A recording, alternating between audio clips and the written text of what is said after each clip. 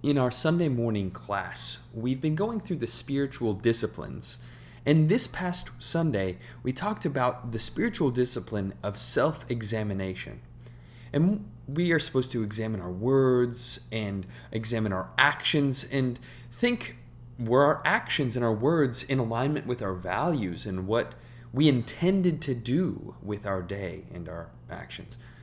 And oftentimes, these self-reflections can lead us to deeper understandings of ourself and also can show us areas where we can improve. But Jesus also shows the value of self-reflection in Matthew chapter 12, and talking especially about our words and their relationship to our hearts and our spiritual condition. Jesus says, especially addressing his opponents, the Pharisees or the Jewish leaders that were accusing him of being a follower of Satan and of breaking the Sabbath. He says to them in verse 33, "Either make the tree good and its fruit good, or make the tree bad and its fruit bad. For the tree is known by its fruit.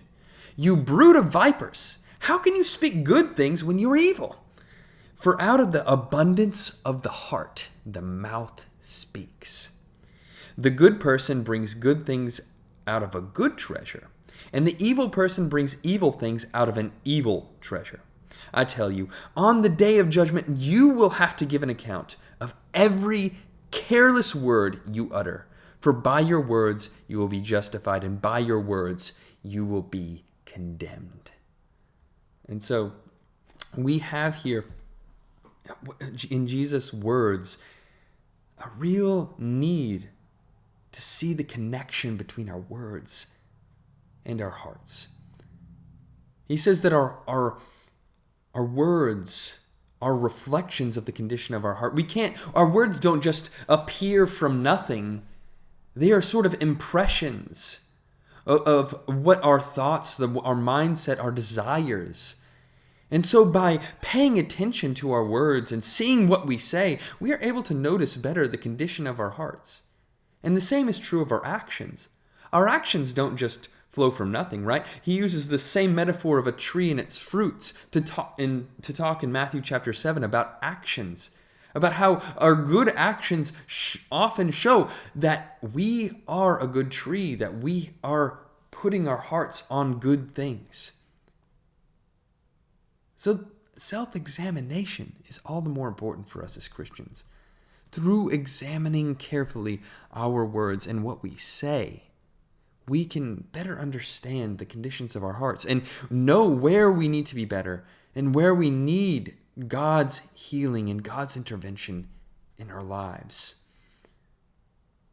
And additionally, we need to see how our words really do matter. Jesus says that we are going to have to give an account for every careless word that we utter. And I know that there are many things, many ways that my speech could be improved, and showing the many ways that my heart can also be improved.